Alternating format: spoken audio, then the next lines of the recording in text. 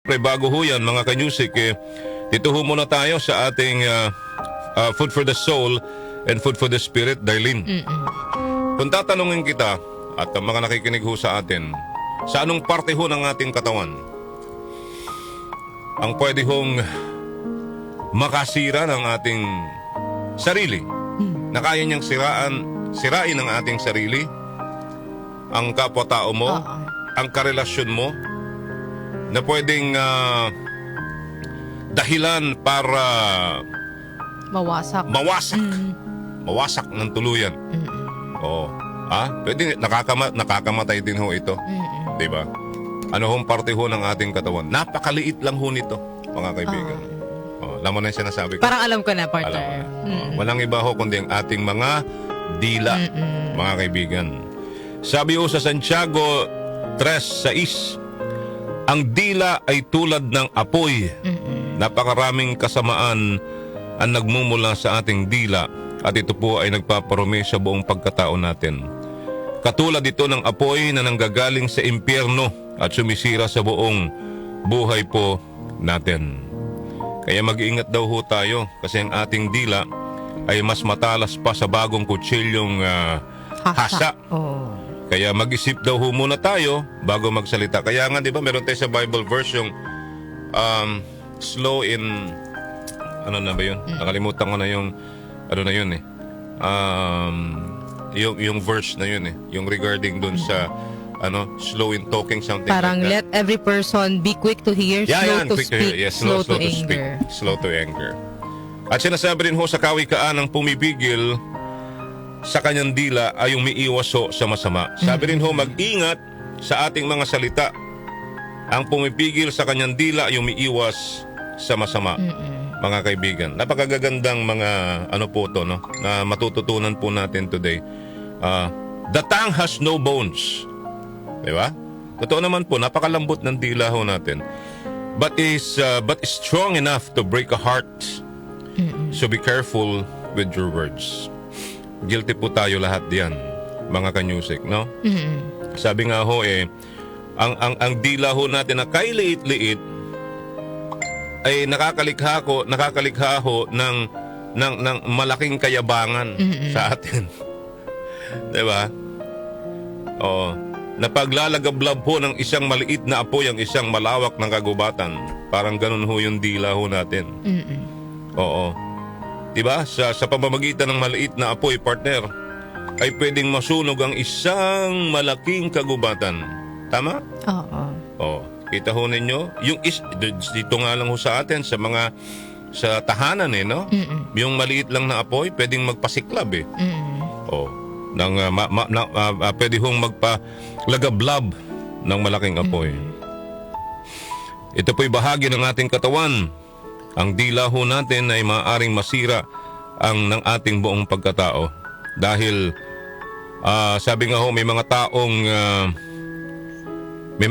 ang tatamis kung mangusap, pero puro naman kasinungalingan, at meron naman napakayayabang kung magsalita na di nila alintana, na nasisira na pala ang kanilang pagkatao, makapagyabang lang. Diba?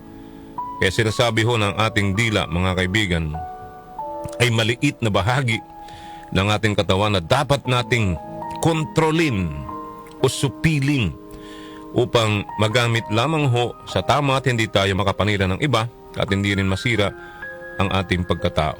Amen? Amen. Yan. So, kita ho ninyo, mga kaibigan, na nagagawa ho ng dila. Diyan lumalabas lahat Di ba? Sa bibig natin lumalabas, at yung dila napakalaki ho ng what do you call this? Napakalaki ng kanyang trabaho. Di ba? Without, of course, ito yung mga kapagsalita. Correct. Hindi mo ma-express ang sarili mo. Although, doon sa mga kapatid nating mga PWDs na pipe, they have the signs. Yes, pero actually yung talagang yung maririnig sa'yo, dila, mga kaibigan, napakalaking bahagi po niyan ng ating katawan. Kaya ingatan po natin ang mga dila ho natin. Minsan, sabi nga po, bago ka magsalita, mag-isip ka muna. Meron nga yung uso ngayon yung parang 3-minute rule daw, partner. Na ano? Parang bago mo punahin yung kapwa mo, magpalipas ka muna ng 3 minuto. Huwag ka munang magsalita. Di, pero guilty tayo dyan minsan, di ba? Yung nabigla ka, nakapagsalita ka ng Oo. Hindi maganda. hindi maganda or medyo mali. Oo. Kasi nga po, kasalanan ng dila yan. Although, kung ano yung sasabihin ng utak mo, yun naman ang Lalabas sa bibig mo. Oo. O, nasasambitin ng dila mo. Kaya napakalaki ho ng role, mga kaibigan, ng dila natin. Lalo na kapag napangunahan ka ng galit, talagang di mo na mapigilan yung mga lumalabas sa bibig mo. Totoo yan, Darlene. Alam mo, yan yung medyo dapat nating, sabi nga ho nila, ipag-aralan. Kaya nga meron tayong tinatawag na anger management Yan, minsan. oo. Pero sa ating sarili ho mismo, siguro ang practicein natin, Darlene, yung matuto tayo ng 3-minute rule mo.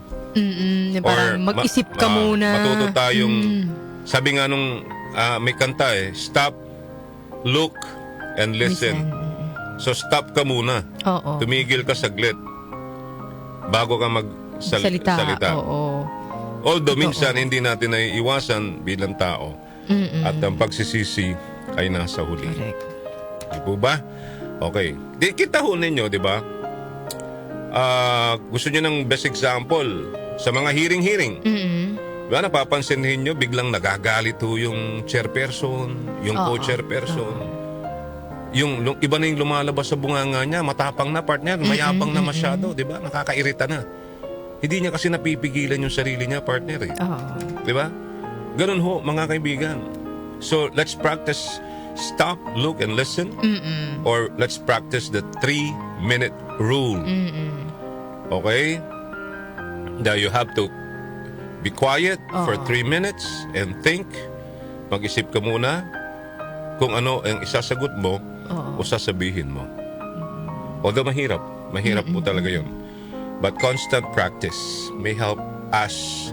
At sana, ang dila ay magamit natin sa kabutihan. Partner. Anong kabutihan? Kabutihan. Pang-espiritual ho natin. Na makatulong tayong ma-share ang salita ho ng Panginoon Diyos. That's one, right? Ano pa? Ano pang pwedeng gawin ng dila na makakabuti sa atin? Yung kung halimbawa pupuna ka ng kapwa mo, partner, parang gawin mo siya constructively. Yung hindi siya mapapahiya. Yung para correct. sa ikabubuti niya. Di ba pwede naman natin gawin yun? Kasi yung iba, akala nila constructively yung, halimbawa, nagkita-kita. Oo. Uy, ang taba mo ngayon. Oo, yung mga ganon.